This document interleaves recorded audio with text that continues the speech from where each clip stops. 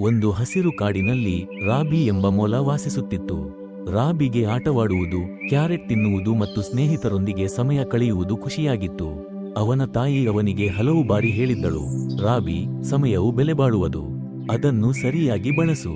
ಆದರೆ ರಾಬಿ ನಗುತ್ತಾ, ನಾಳೆ ಇದೆ ಅಮ್ಮ ಎಂದು ಹೇಳುತ್ತಿದ್ದ. ಒಂದು ದಿನ ರಾಬಿ ಕಾಡಿನ ಹೊಸ ಭಾಗವನ್ನು ಅನ್ವೇಷಿಸಲು ನಿರ್ಧರಿಸಿದ.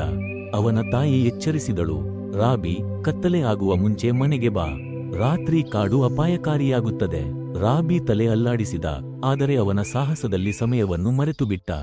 ಸೂರ್ಯಾಸ್ತವಾಗುತ್ತಿದ್ದಂತೆ ರಾಬಿಗೆ ಅವನು ಕಳೆದು ಹೋಗಿದ್ದಾನೆ ಎಂದು ಅರಿವಾಯಿತು. ಕಾಡು ಕತ್ತಲೆಯಾಗುತ್ತಿದ್ದರಿಂದ ವಿಚಿತ್ರ ಶಬ್ದಗಳು ಅವನನ್ನು ಭಯಭೀತಗೊಳಿಸಿದವು. ಅವನು ಮನೆಗೆ ಹಿಂತಿರುಗಲು ಪ್ರಯತ್ನಿಸಿದ, ಆದರೆ ದಾರಿ ಕಾಣಲಿಲ್ಲ. ಅದೇ ಸಮಯದಲ್ಲಿ ಅವನ ತಾಯಿಯ ಮಾತುಗಳು ನೆನಪಾದವು, ಸಮಯವು ಬೆಲೆಬಾಳುವುದು, ಅದನ್ನು ಸರಿಯಾಗಿ ಬಳಸು. ರಾಬಿಯ ಕಳವಳಗೊಂಡ. ಅವನು ತನ್ನ ದಿನವನ್ನು ಹೇಗೆ ವ್ಯರ್ಥ ಮಾಡಿದ್ದಾನೆಂದು ಯೋಚಿಸಿದ.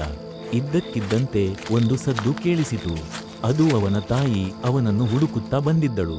ಅವಳು ಅವನನ್ನು ಬಿಗಿಯಾಗಿ ಅಪ್ಪಿಕೊಂಡು, ರಾಬಿ, ನಾನು ಸೂರ್ಯಾಸ್ತಕ್ಕೆ ಮುಂಚೆ ಬರಲು ಹೇಳಿದ್ದೆ, ಸಮಯವು ಯಾರಿಗೂ ಕಾಯುವುದಿಲ್ಲ ಎಂದು ಹೇಳಿದಳು. ರಾಬಿ ಕ್ಷಮೆ ಕೇಳಿದ ಮತ್ತು ಆ ದಿನದಿಂದ ಸಮಯವನ್ನು ಬೆಲೆ ಮಾಡಲು ಭಾವಿಸಿದ. ಅವನು ಪ್ರತಿ ಕ್ಷಣವೂ ಒಂದು ಉಡುಗೊರೆ ಎಂದು ಮತ್ತು ಅದನ್ನು ಸರಿಯಾಗಿ ಬಳಸಬೇಕು ಎಂದು ಕಲಿತುಕೊಂಡ. ಈ ಕಥೆಯ ಸಂದೇಶ ಏನೆಂದರೆ, ಸಮಯವು ಅತ್ಯಂತ ಬೆಲೆಬಾಳುವ ಸಂಪತ್ತು. ಒಮ್ಮೆ ಕಳೆದು ಹೋದರೆ ಅದನ್ನು ಮತ್ತೆ ಪಡೆಯಲು ಸಾಧ್ಯವಿಲ್ಲ.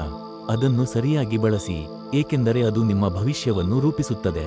ಕಥೆ ಇಷ್ಟ ಆದರೆ ಲೈಕ್ ಮಾಡಿ ಅಂಡ್ ಚಾನೆಲ್ನ ಸಬ್ಸ್ಕ್ರೈಬ್ ಮಾಡಿ.